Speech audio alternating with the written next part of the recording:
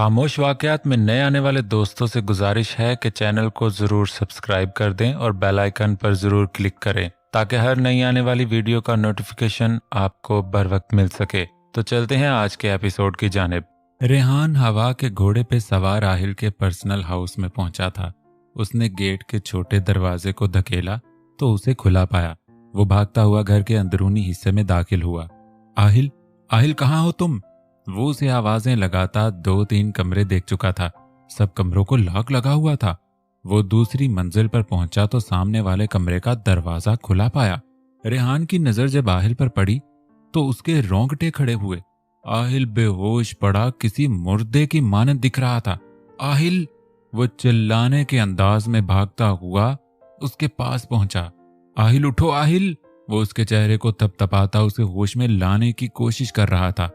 आहिल! रेहान हवास भागता उसे पुकार रहा था। एक बार तो उसका दिमाग काम करना बंद हो गया। उसे समझ नहीं आ रहा था कि वो क्या करे। रेहान ने आहिल को बाजुओं में उठाया और अपनी गाड़ी की तरफ भागा। परेशानी में उसे पता ही ना चला कि कब उसकी आंखों से आंसू टपकने लगे। आखिर वो क्यों ना रोता? आहिल उसके बचपन का दोस्त था। सुल्तान साहब और महावीरा अस्पताल में भागते हुए रेहान के बताए हुए कमरा नंबर के पास पहुंचे। रेहान कहाँ है? मेरा आहिल, क्या हुआ है इसे? सुल्तान साहब का परेशानी से सर चकरा रहा था। रेहान भाई, क्या हुआ है? आहिल भाई को प्लीज बताएं। महावीरा भी शदीद परेशानी में बोली। माहा, आहिल मुझे बेहोश मिला है, उसकी हालत बहुत नाजुक है। रेहान महावीरा और सुल्तान साहब दोनों की तरफ देखकर बोला। लेकिन कैसे? भाई तो बहुत खुश थे, इन दिनों तो अचानक कैसे हो गया ये सब? वो रोने लगी थी। आहिल के कमरे से डॉक्टर बाहर निकला तो वो तीनों उसकी तरफ लपके। डॉक्टर बताएं मेरा बेटा कैसा है, वो ठीक तो है ना? सुल्तान साहब हेजानी कैफियत में थे। देखिए, आप लोगों को हौसला रखना होगा। दरअसल पेशेंट को कोई सदमा लगा है जिसे वो बर्दाश्त नहीं कर सके। वो मुसलसल 24 घंटों से बेहोश हैं।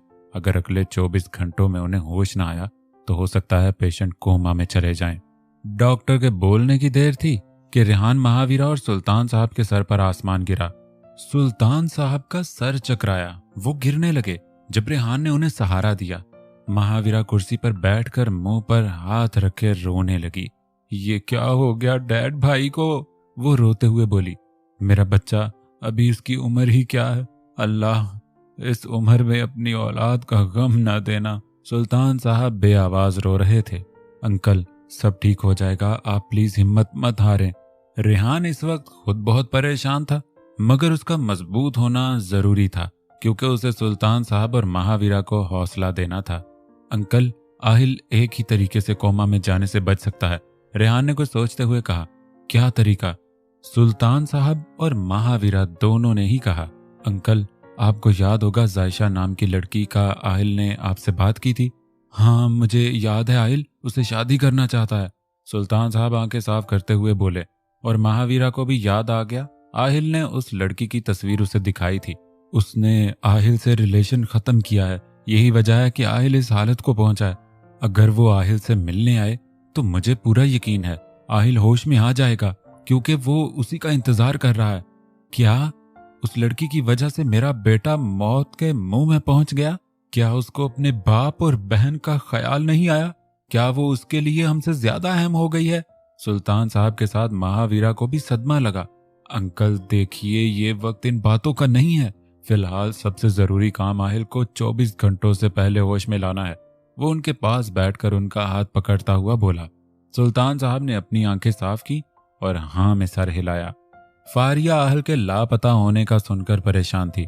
उसने भी कई बार आहिल के नंबर पर ट्राई किया मगर कोई जवाब मौसूल न हुआ। उसे ये तो अंदाजा हो चुका था कि जरूर जायशा ने आहिल से ब्रेकअप कर लिया है।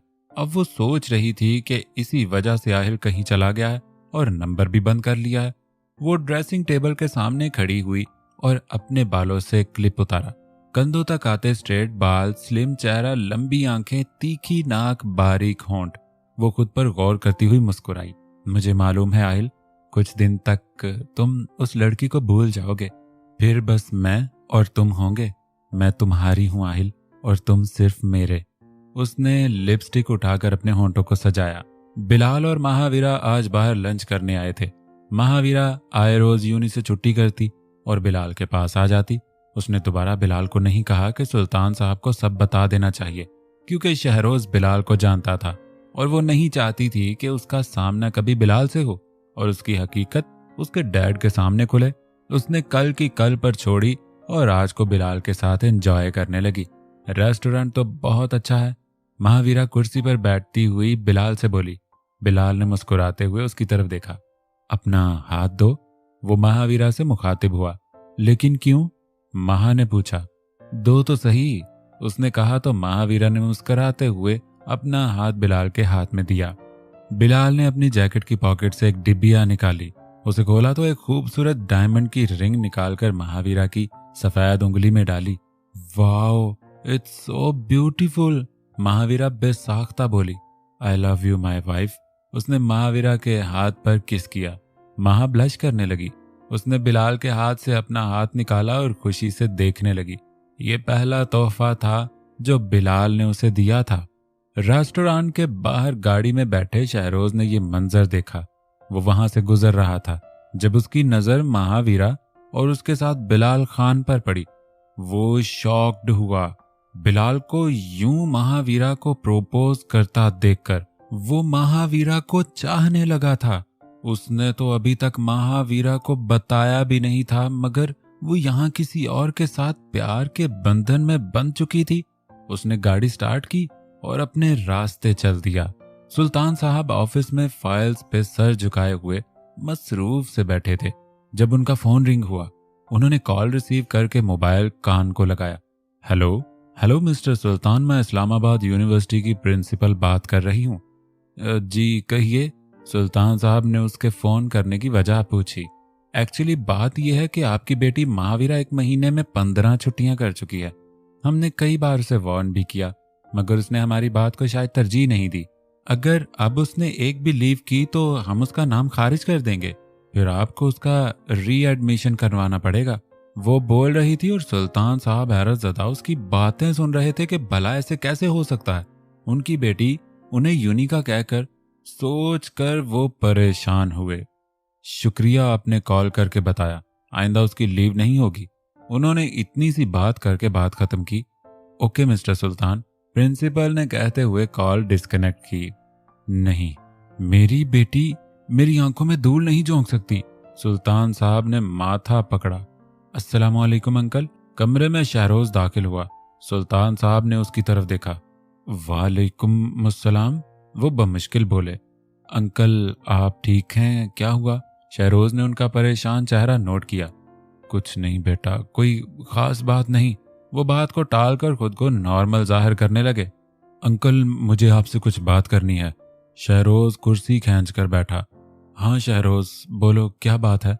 सुल्तान साहब उसकी तरफ मतवज्जा हुए। अंकल आपको मेरी बात सुनने के लिए हौसले से काम लेना होगा।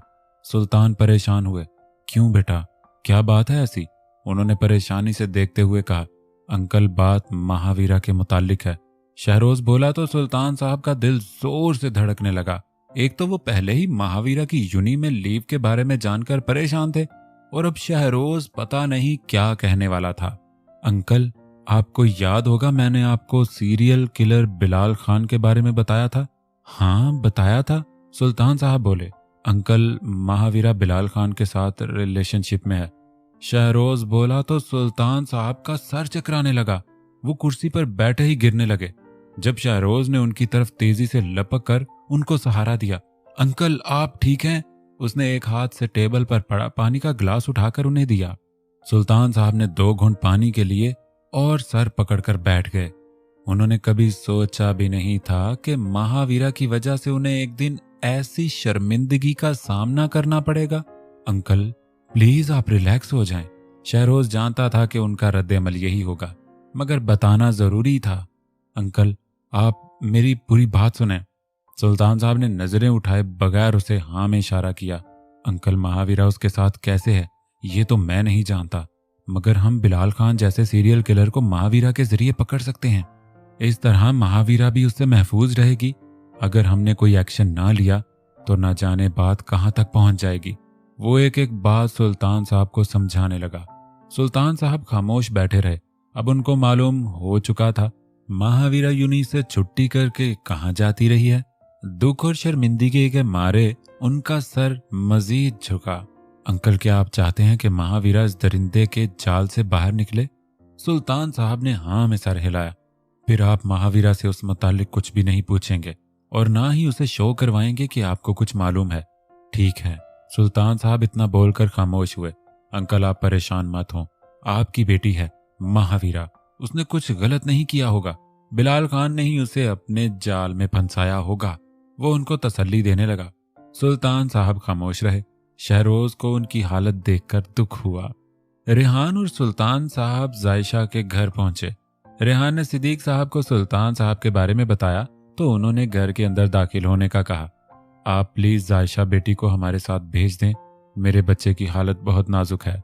सुल्तान साहब अंदर दाखिल होते ही बोले, क्यों, क्या हुआ? सिद्दीक सुल्तान साहब की बात सुनकर परेशान हुए। मेरा बच्चा आहिल अस्पताल में बेहोश पड़ा है। डॉक्टर ने कहा है कि अगर 24 घंटों के अंदर होश न आया तो वो कोमा में जा सकता है। सुल्तान साहब की आंखें भीगी। जायशा के कानों में ये बात पड़ते ही वो बेचैन हुई। आहिल, वो जेरे लब बड़बड़ाई। सिद्दीक हक्के बक्के सुल्तान साहब की तरफ देखने लगे। अंकल, प्लीज हम आपकी मिन्नत करते हैं, जायशा को हमारे साथ भेज दें, वरना आहिल कोमा में जा सकता है और फिर जिंदगी की तरफ कब लौटे कोई नहीं जानता। एक जायशा ही है जो उसे एक नई जिंदगी लौटा सकती है। रेहान सिद्दीक साहब से मुखातिब हुआ। उसकी बात सुनकर किचन में खड़ी रुखसाना भी परेशान हुई। सिद्दीक साहब खामोश रहे। प्लीज अंकल, आहिल की जिंदगी का सवाल है। रेहान के चेहरे से परेशानी वाज़ेह थी। मेरी बेटी की जिंदगी खराब करने वाले को आज अपनी जिंदगी के लिए मेरी बेटी की जरूरत है तो मैं इंसानियत के नाते इनकार नहीं करूंगा। सिद्दीक रेहान की तरफ देखते हुए बोले, आपका बहुत शुक्रिया, मैं आपका ये एहसान नहीं भूलूंगा। सुल्तान साहब ने कहा। जायशा कमरे में सबकी बातें सुनते रोने लगी। क्या वाकई आहिल उससे इतनी मोहब्बत करता है? मगर उसका माजी, जैसे जैसे उसे आहिल का माजी याद आता वो एक एक कदम आहिल से पीछे हटती। सिद्दीक साहब कमरे में दाखिल हुए। जायशा का रोता देखकर उन्हें मालूम हो गया कि वो सब सुन चुकी है। बेटा, जाओ इनके साथ, अल्लाह तुम्हें इसका अजर अता करेगा, वो सर झुकाए बोला। जायशा ने उनकी तरफ देखकर आंखें बंद की तो आंसू उसके रुखसारों पर बहने लगे। जायशा अस्पताल में आहिल के कमरे में पहुंची तो उसे देखकर रोने लगी। वो बेजान जिस्म के साथ बिस्तर पर बेहोश पड़ा था। उसकी आंखों के गिर्द हल्के वाजे हो रहे थे। जायशा ने आहिल को सर से लेकर पांव तक देखा। उसकी आंखों से आंसू तेजी से बहने लगे। क्या था आहिल और अब क्या हालत हो गई थी उसकी।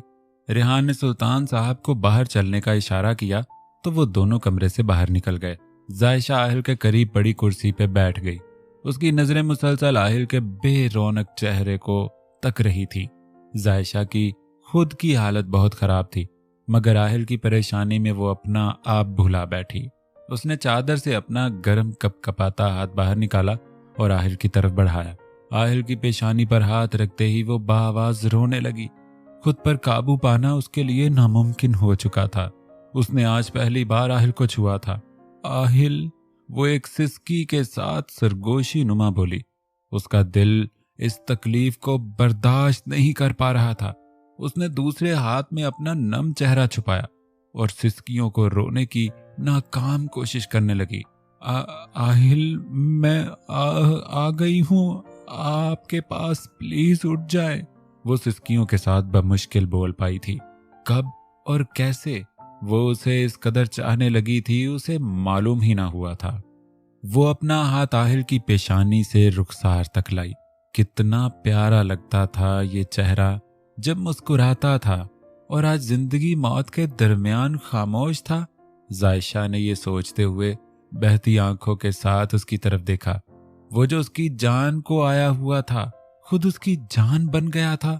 आहिल, मैंने आपको माफ किया, प्लीज आप लौट आए, मैं आपके बगैर जिंदा नहीं रह सकूंगी। वो हिचकियों के साथ रोती बमुश्किल बोल रही थी। जायशा ने अपना हाथ उसकी रुखसार से हटाकर आहिल का बेजान हाथ अपने हाथ में लिया। अब वो आंखें बंद किए रो रही थी। उसके आंसू टिप टिप करके उसके हाथ पर गिरने लगे। अब उसके लिए कुछ बोलना नामुमकिन था। शायद उसका दिल रो रो कर खुद को सुकून पहुंचाना चाहता था। आहिल की पकड़ में मजबूती आई। जायशा ने फौरन आंखें खोली। आहिल, आहिल, वो बेसाख्ता उसका नाम पुकारने लगी। आहिल ने धीमे धीमे अपनी नीली आंखें खोली तो जायशा का धुंधलाता चेहरा दिखाई दिया। उसके होश में आने पर जायशा के रोने में इजाफा हुआ, साथ ही उसके दिल की धड़कन तेज हुई। आहिल कुछ देर तक ना समझी की हालत में उसकी तरफ देखता रहा। आहिस्ता आहिस्ता उसे सब याद आने लगा। जायशा का उसे छोड़ जाना, उसका रोना और चिल्लाना और फिर बेहोश हो जाना।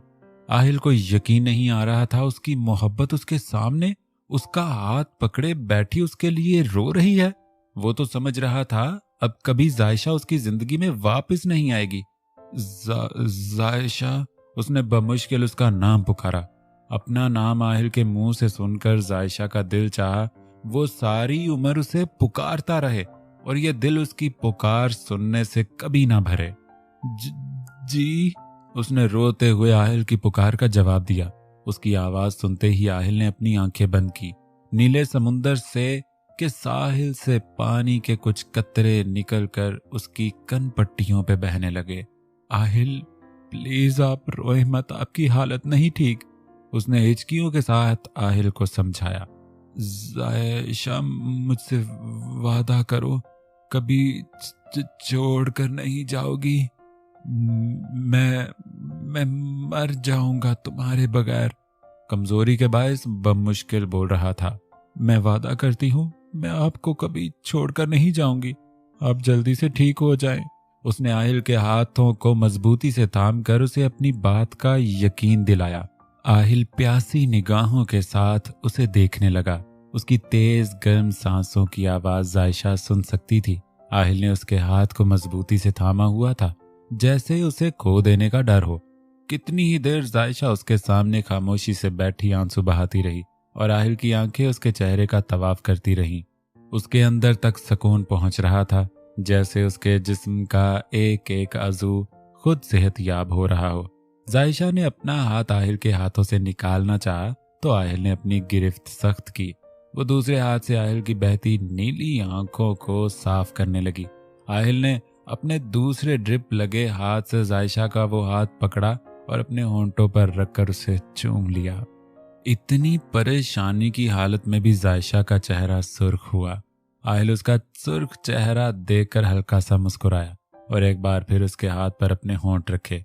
कमरे में अचानक रेहान दाखिल हुआ। महावीरा घर में दाखिल हुई तो सुल्तान साहब को लाउंज में बैठे पाया। डैड, वो मुस्कुराती हुई उनके कंधे पर सर रखकर बैठ गई। सुल्तान साहब को उसके दोगलेपन से तकलीफ पहुंची। अगर वो वाकई अपने बाप से मोहब्बत करती थी तो यूं उनकी इज्जत की धज्जियां ना उड़ाती। Dad, what happened? महावीरा ने सुल्तान साहब को मुसलसल खामोश देखकर पूछा।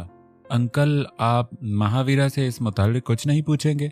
आपको महावीरा के सामने नॉर्मल शो करना होगा। सुल्तान साहब के जहन में शहरोज की बात आई। हाँ महा बेटे, बस तबीयत कुछ ठीक नहीं है, आराम करना चाहता हूँ। वो उसकी तरफ बिना देखे बोले। डैड, क्या हुआ तबीयत को? महावीरा उनकी पेशानी पर हाथ रखते हुए बोली। कुछ नहीं बेटा, सर दर्द है, आज ऑफिस में बहुत काम था, उन्होंने बहाना बनाया। ओके डैड, आप रेस्ट करें, बिल्कुल ठीक हो जाएंगे, महावीरा फिक्र से कहा।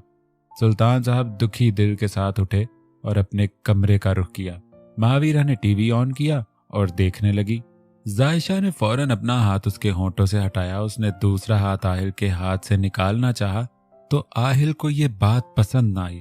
उसने अपनी गिरफ्त को मजबूत किया तो जायशा नजरें झुका गई। रेहान आहिल की तरफ बढ़ा। आहिल, तुम्हें होश आ गया?